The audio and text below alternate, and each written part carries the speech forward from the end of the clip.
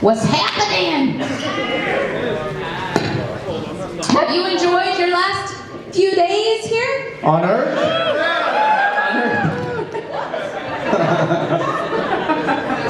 You didn't know? Lock the doors. Hi, little ones at the door. Jason Harvey's working in the kitchen right now. He's doing dishes to pay for his room. Okay, so let's get these questions asked then. We should have a roaming mic out there. Put your hands nice and high in the air.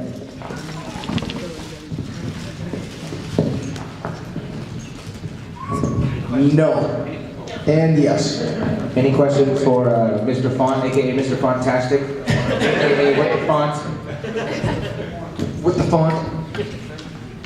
Yeah, there we go. We want to see you all morph. Was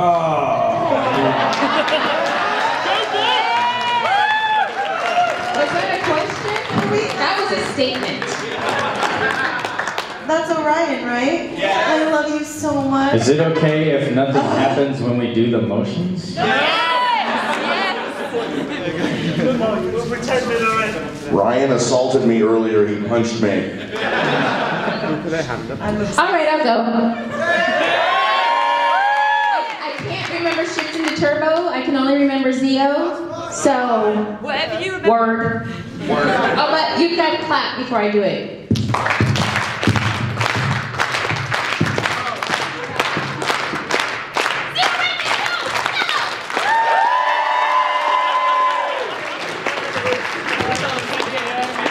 Yep.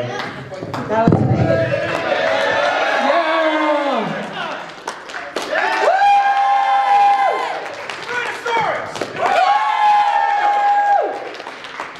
Okay, all right. Go, Galactic. Wait a minute, that was it? Yeah. All right, so left hand Yeah. is go. Go. Right hand, 2 fingers.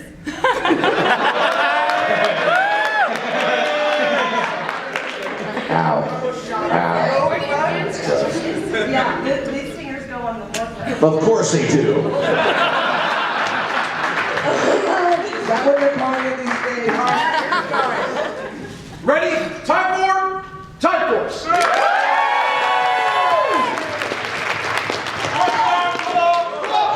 on, Paulie. Brontosaurus!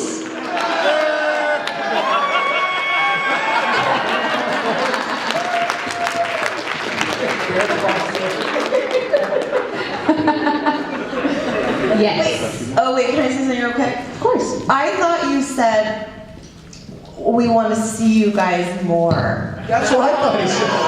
So Yeah, that was actually the first thing I thought too. And I was like, oh. So my comment was like, oh, me too. And then you were like, I'll go first. And then it took me a minute. More. Oh, that makes more sense. You don't really love I us. don't really. That was a great non-question. Good job. Okay, including Bulk's Burgersaurus Ranger, which of your rangers do you think would win in a fight and why?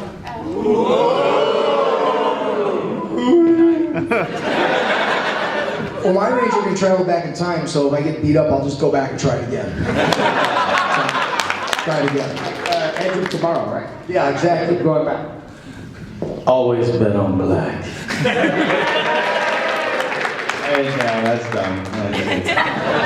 It's a frog, come on.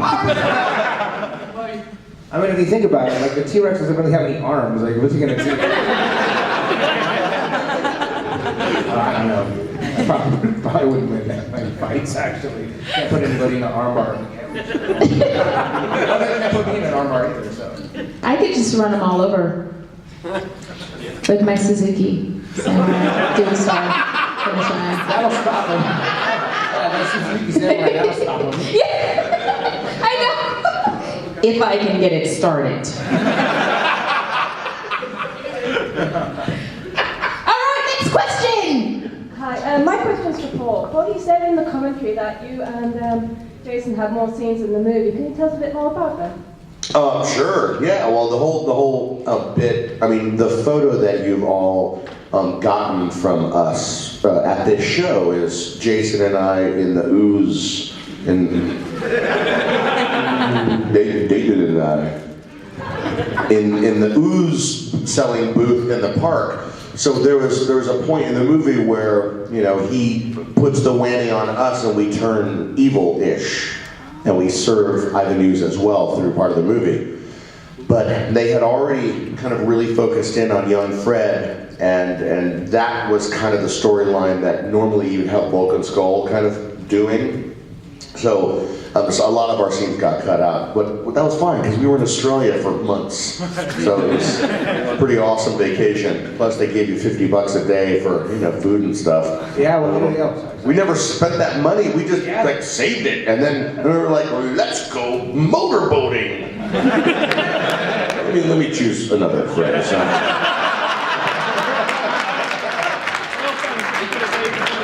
Boat riding. So I don't know. Some of you who are older, you might know the movie A Mutiny on the Bounty, which was shot in the '60s, and for that movie they made a replica of the HMS Bounty, and we got to go out on that ship a few times, and unfortunately that ship went down in a terrible storm, and the captain lost his life in the last couple of years. But it was pretty cool to sail on it because it was a real working sailing ship. It's pretty awesome. They did have engines, but they didn't like to use them. They wanted to be authentic. They should have used them at the end, though. Yeah, I remember when they actually decided they were gonna scrap half the movie and reshoot it. They were like, guys, we got really bad news. We're gonna have to reshoot a bunch of stuff. And you guys have to stay in Australia for another 2-3 more months. And I was like, sweet. They're like, yes. I'm like, okay, sweet. So we got paid more because of that. So. And I got to stay in Australia where I personally had a blast. It's a lovely country. Yeah. Very, very nice. There's a lot of things that Australia and the United States have in common. Original colonization by people deemed less than desirable by their home country. East to west migration. Oppression of indigenous peoples. They love us. We speak English. Yeah. I love Australia. It was beautiful. Awesome. Another movie-related question. The scene where you guys are sort of waiting after you've got your ninjetti powers, and then Tommy goes, "It's time." Was there a scene that was cut out before then? A lot. That would make more sense, kind of thing. Yeah. Could you elaborate on that a little bit more?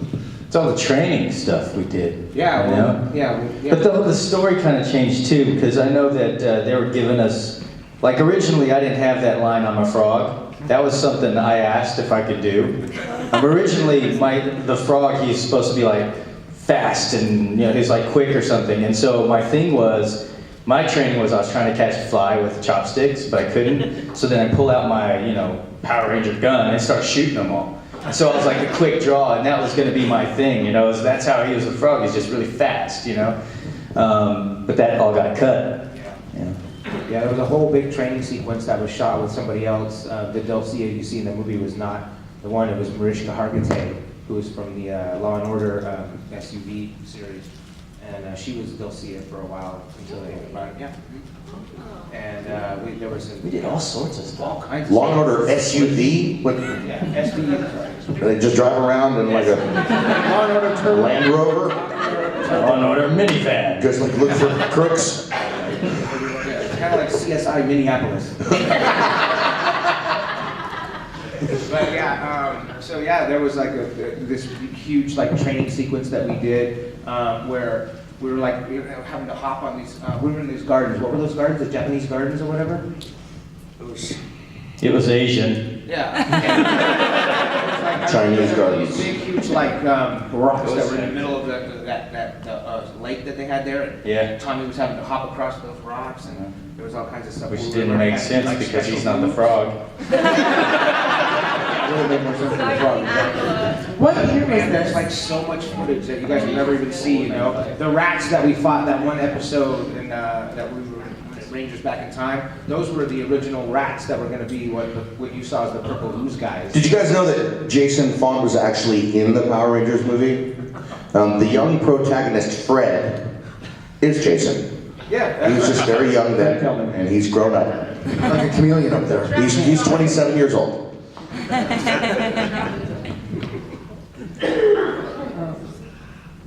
I've got a question for Jason, but you can all answer it if you want to. Who or I'm what, going to answer this one.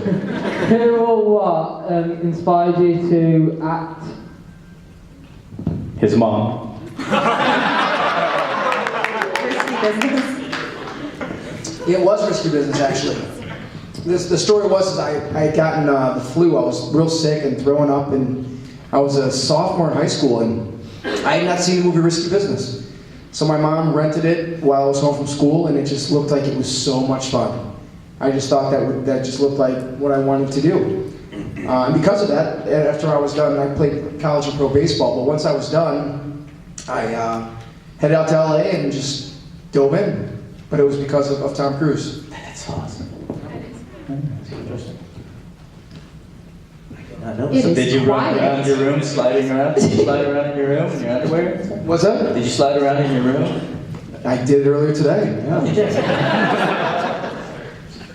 I think every guy did that. I Well, I don't know Risky Business. I used to like back to the Future, you know? And I even like had an outfit. I had the suspenders with like the shirt, with the sleeves rolled up, and the Guess jeans. And I used to walk around like that. I used to cosplay, basically.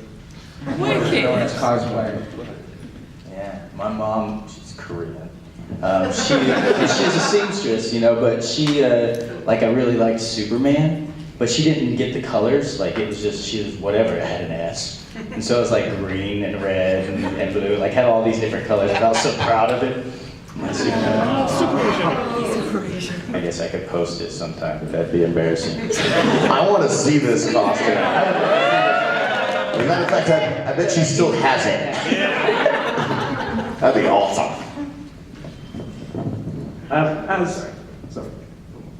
No? Go on, Eddie. As actors, is there a particular director in the world today that you would love to work for?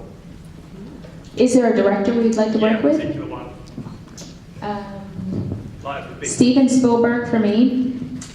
Josh Whedon. Yes. Scorsese. Will Wheaton.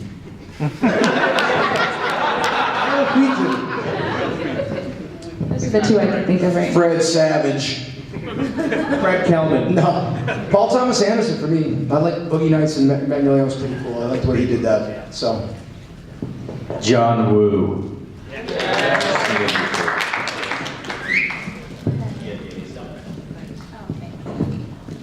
Jerry Gilliam. We have more questions?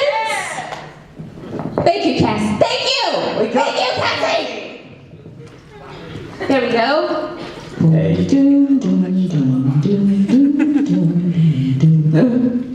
Hello. Whenever you are working on a project like a movie and stuff, and like it's like you were saying in the commentary for the movie, it's not a linear experience to what actually comes out in the story. Is it ever weird to step back at the end and watch the finished product and see Yes. how it actually fits together? Yeah, I think it's always interesting to see how things are put together, and sometimes it's heartbreaking. You'll have favorite scenes that don't make it in. You're like, no, that was my best work, and it's never, no one will ever see it. It's always interesting. Also, too, as an actor, like if they really move things around, like in your brain, you work on a story and a character, you know, in your mind, and we have it like in our mind how it's supposed to go, and then they take it and chop it off and delete things. So it almost feels like it doesn't make sense character-wise when they take so many things out, you know? Especially with Rangers. We would film 3 episodes at a time, so there'd be different episodes we do in the same day. So things are never linear. I mean, it's always, they're shooting based on location, so it's always going to be out of. But yeah, we did 3 clusters, right? You guys did too? Yeah, we did clusters, yeah. Yeah. So It's funny that they use that word to describe them. Because it was often, it was quite a cluster of shooting going on, yeah.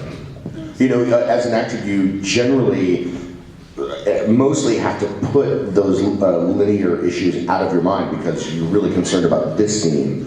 And sure, if you've done your acting work, you've marked up your script, and if you have an emotional arc, which on our show was not always the case, sometimes it was, you'd want to make sure that you're hitting the right beats and the right scenes in the right order, just like Serena said. But usually, because Vulcans go walk in, get hit by a cake, and walk out, we're mostly concerned about what we're doing right now, and because it's maddening. Really, it'll drive you crazy to kind of overconsider it. When you directed like some of our episodes and stuff, like did you get afterwards get to be involved in any of the editing stuff, or? Sure. You did? Yeah, of course. Well, I mean, mostly it's kind of a perfunctory review. You don't. If you have done your job as a director, you have shot enough for them to have some choices in cutting. And when you show up, if you see something that isn't the way you envisioned it, you technically can make a statement or try to make a change. And if you really fought for something, you can make changes could be made. But generally, you would have given them everything that they would need already, and your job would essentially be done. Right, actually, because we just shot so fast and it was like so quick. How much choices did you really give them? Well, you remember the whole like master shot, medium shot, single, like all that stuff. Like they wanted those choices. They wanted to be able to pop out to a master in case the performance wasn't what they liked. So just giving the editors options was important. Hello there. This is for all of you. After you left the show, you went on to have your own families and so on. Did you let your kids watch the shows you were on, and what did they think? I don't have kids yet. Just kidding. If I have kids, I don't know about them. But theoretically, after they got over their anger at me not being around, I would be fine with them watching me. Not for a long time. And I don't even remember, like I didn't sit down and show it to her, someone else did. And then she found out like I was a Power Ranger, and it was kind of a weird thing to try to explain it. She's 4 now, but I think it was, I don't know, maybe 2 or somewhere in there that she found out. Well, Johnny, at least you're not playing Hannibal Lecter or something. Or like Dexter, where you have to like really explain, well, I'm not actually a serial killer. It's not Daddy using the axe pick on that body. No, but there's some of the anime that I work on, like she asks me, she knows that sometimes I play a bad guy. And she was like, so are you really a bad guy? And then she doesn't know, like, today, am I gonna be a bad guy at home? I was like, no, it's just, and so she's come with me to one of the sessions to watch me do it. And so she calls my voiceover work, Daddy talks to the TV. Are you gonna do the talking to the TV work? Yeah, I'm gonna go talk to the TV. Because, it's playing on there and I'm dubbing. My kids use it to their advantage when they want with their friends, because they're 11 and 14, and first, it wasn't cool, Mom. That's what Walter Jones does too. Yeah.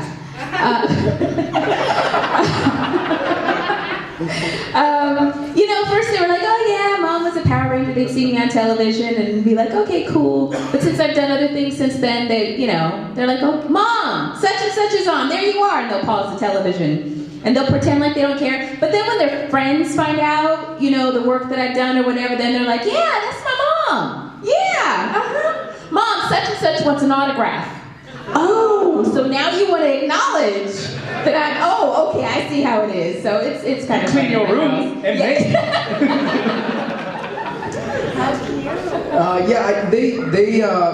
My little girl has just discovered it as well. That now people want autographs, and for a long time they were like, yeah, whatever. But now that they're seeing kind of what's going on, they're using that to their advantage as well. But I'm always just loaded on. Anything happens, I'm like, hey, I'm a superhero. Come on. So I've always put that in their face, and they know I'm kidding, but you are. But I am. My kids argued with me about me being a superhero. They said that I wasn't. I said, yes, I am. And what kind of power? I said, I could morph, and I could kick your butt. And so we had a discussion about Spider-Man and Superman and the DC. I'm a superhero, right? Yeah! Absolutely! I need to record that and take it home. Do it. Okay, yeah! That's a good idea. Okay, give me a minute. We'll come back to it. Let's do a question real quick while she sets up. Oh, there you go. Wait. You guys ready? My children, Nolan and Nyan, would like to know if I am a superhero. Am I a superhero, guys? What? Mommy's a superhero! Thank you, Pop. Thank you, guys. It's like one of those self-help seminars.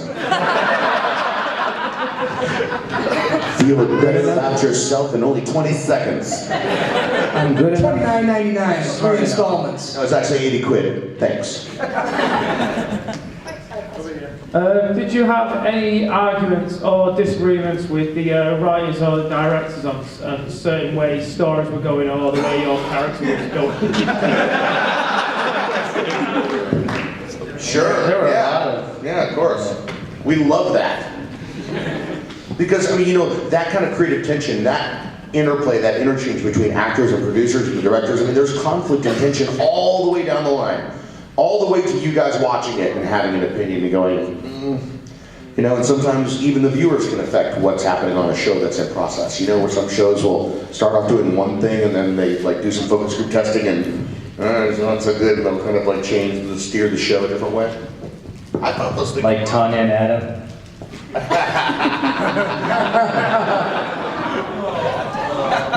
Tonight on a very special Power Rangers. 2 people, 1 love.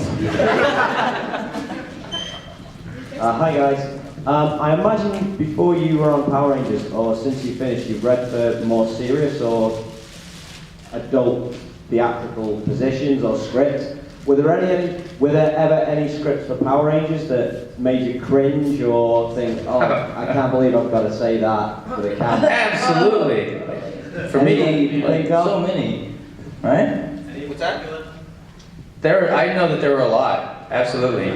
And definitely, like, I know, when I came back I didn't know a lot about acting actually when I started. I actually, you know, Paulie had to teach us some stuff, you know? Paulie was our actor. It was just like, I just was like, oh, when's the fight scene happening? There it is! And so it was, you know, for me, I was just a dumb kid that was like, just wanted to jump around and stuff, you know? And I didn't take it serious until a little bit later. And it was actually, like, after Power Rangers, you know? And so coming back for Overdrive, I was like, I gotta check it out and see what they're doing, if it's different, because I wanted to try to do something cool. And so I actually stumbled upon like the Time Force stuff and saw some of their stuff, and they were like really acting, and it was like it was good, you know? And I was like, wow, this story is so much better. And then so I'm like excited, and I'm like, I want to see the script. Can I see the script? And they're like, no. So I show up in New Zealand, and then I get the script, and it's exactly like, you know, when I was on the show before. It's super cheesy. I'm saying more phenomenal, and I'm all bubbly, you know, and I'm like, I'm changing all of that. And so, and I just did everything the opposite of what I would have done, I guess, back in the day. That's cool that you had the opportunity to like go back and make different choices. It was cool. It was really cool, actually. But they still made me say more phenomenal. I tried to. That's the one thing I couldn't change. I think. Wait, who asked that question? Where are you? Okay, there we go. Okay. I think that happens not just with Power Rangers, but with all acting jobs. You're like, oh, yeah, I have to say that, and you're cringing the whole time, and you have to like really come up with ways to make it feel believable and natural and normal. That's the challenge of being an actor. Working on Power Rangers, there's so many writers too, that the best source of info on your character is you. Right, I mean, exactly. You carry the torch for your own character. We create the character. So, but also too, like, you know, you're shooting something like Power Rangers or a horror movie, like our right mind knows that monsters and things aren't real. So you have to come up with creative ways for things to sound real. What? Shoot. Sorry to me. With Power Rangers becoming such a large thing over time, how does it feel like walking into sort of a modern day shop and then seeing like your DVDs, all these sort of things that you've been in? Like, how does that make you feel in a sense?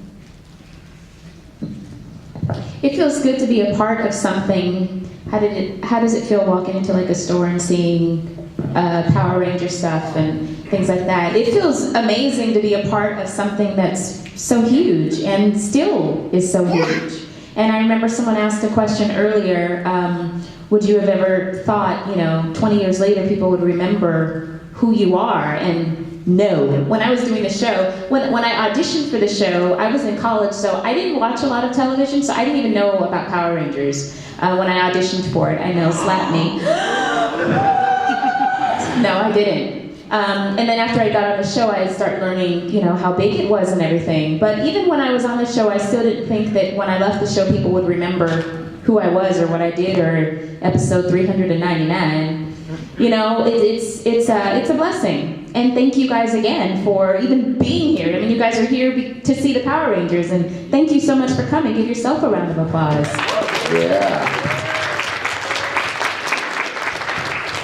Working in media, and television and film is sometimes a very thankless profession. Like, some of us think of it as glamorous, but it is so much work, and so many times you're up to your neck in muck and junk and 5 o'clock in the morning and working. So we have national war memorials where we commemorate those that have fallen, for our countries.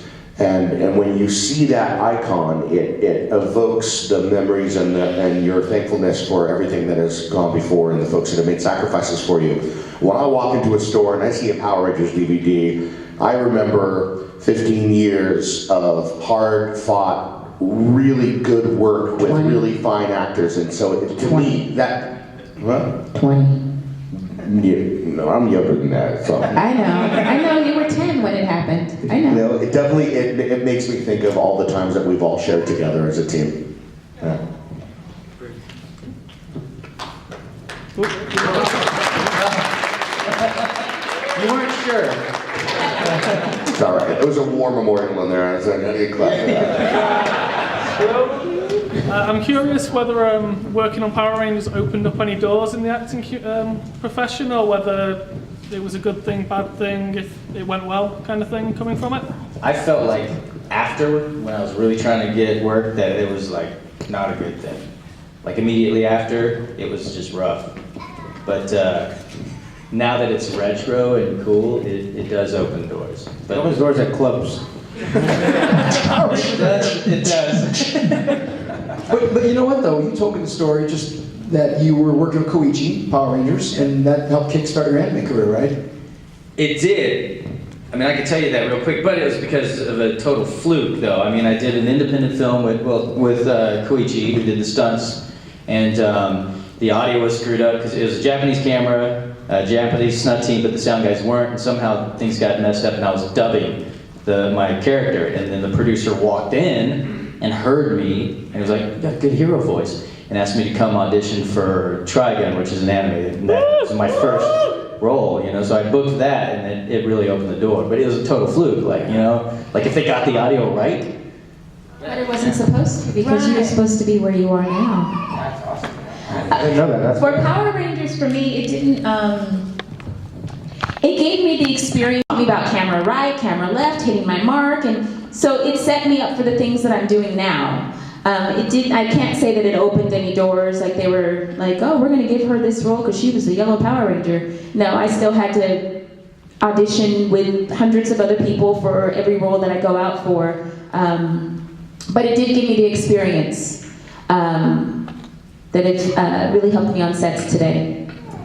I agree, second that. It's sort of like on the job. It was sort of like on the job training. I was really green as an actor when I started, and I'd done a lot of theater, done a couple movies and things like that. But it was every day on the job training, hitting your mark, and working in all different kinds of weather, and learning how to do stunts and perfect ADR with the 3 beeps, and we learned a lot. But it didn't help us get any other job. It's never helped me get any other job. Like she said, to piggyback that, it was definitely on the job training. It was responsible for me doing Resident Evil, which was a big thing. So that was through Ruben. That was a Power Rangers connection. But with anything in the entertainment and acting, you see people all the time on mainstream series that disappear after. I mean, the fact that we get to be on a series even once is a blessing that we were able to do it, and it's hard to work all the time in Hollywood. So But we did. I always think that the training that we got from fighting and the physicality side and the ADR, and it's stuff that most people don't get after years because we do so many different things. So. Yeah, as an actor, you're generally so nervous when you get a job. You want to do well so well that you'll sometimes get flummoxed on the day, especially if you're doing a commercial or something where it's a very limited performance, and you come in and you're like, and then, all right, that's good enough. All right, we're the can. Okay, you're rapping, and you're like, man, that could have been better. Being on Power Rangers gave us a great platform to learn our craft. You know, I do have to say though, voiceover did come from Power Rangers because Scott Page, who works for Mattel, he used to work for Power Rangers. He was there from the very beginning, right? He was there when you guys did the pilot and everything. Yeah. He brought me in on some voiceover auditions, and I ended up booking Barbie's Life in the Dream House, a couple of Mattel movies, and yeah, so that is through my connection to Power Rangers. Whoop whoop. Bird. Who are your favourite characters from any series? From Power Rangers or just in? No, from Power Rangers. Tanya? Tommy, the winged lord of the sky. Winged Lord of the Sky. Garcia was my favorite, I'm sorry. I liked Divatox. I thought she was just very clever with the way that she was just, I really liked Divatox. It's okay, honey. Wes was your favorite? Was Wes? That's my favorite. My second favorite is Wes. Nobody else has favorites? Okay then. I'm my favorites. I haven't seen all of everybody's. I should go back and watch all your episodes. No. That's 6 months you'll never get back. You guys have done it, right? You guys have done the Netflix order pizza binge watch. And you know when you have to stop is when you have what I have at my house, which I call a man nest, which is a ring of discarded fast food packaging around the chair that I'm watching the television in. When it's a full and complete satanic circle of pizza boxes, that's when I know I gotta go shower. Okay guys, I'm afraid that's it. That's all the time we have. So before we go, don't blame me. I've been booed. If I could just ask Paul, this is the winner of our word search competition. They got the correct word which was missing, which was Megaforce, and it is who won? Ladies and gentlemen, the winner of the Mighty Morphin Power Con word search is Lexi! L-E-X-I-E. Yeah, we know Lexi. There's only one here. Take your walk. Yeah, put that hat on. Put that hat on. And it comes in Wonder Woman's invisible handbag. That's the Wonder Woman handbag. Wonder Woman. Okay, have we all had a good time? Yeah! You all want another convention? Yeah! That's not convincing enough. Do you all want another convention? Do you want to see our lovely guests again? Different guests. We'll definitely see. Totally different people. We will totally see what we can do for you. That's not a problem. But for the meantime, can you give it up for our guests? Thank you guys. Thank you for coming. Thank you, everyone. Truly.